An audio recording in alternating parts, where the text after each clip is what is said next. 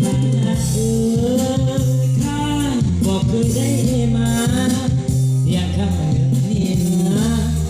ที่ได้มาเห็นเจ้าแต่ก่อนเขาลือว่าภาระ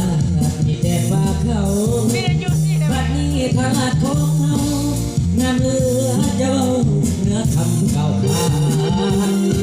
โอ้ทาราชเอ้ยข้าขอเอ่ยคำสมแก้วงามสมเกียรติวันนั้นนั่งเดินไหลนองไหลปองสนามสวรรค์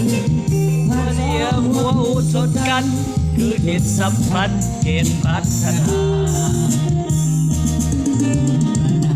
ปั๊บสุดชนะจิ้มจะตัด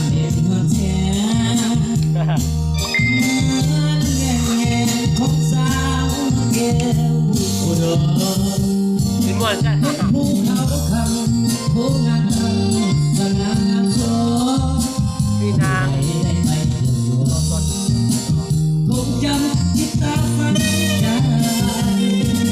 คนรักถ้าขอเอ่ยคำลาวันหนึ่งคงได้กลับมา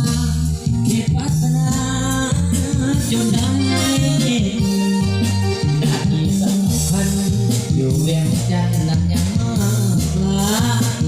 ลาก่อนมีควันดวงใจพบกันเพื่อไม่สาพ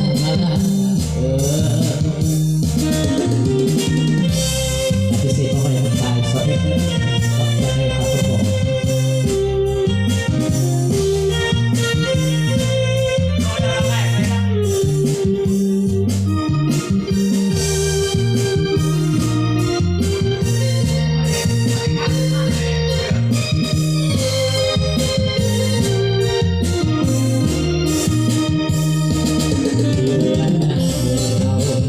ชุดสวยกับเด็กเมืองแส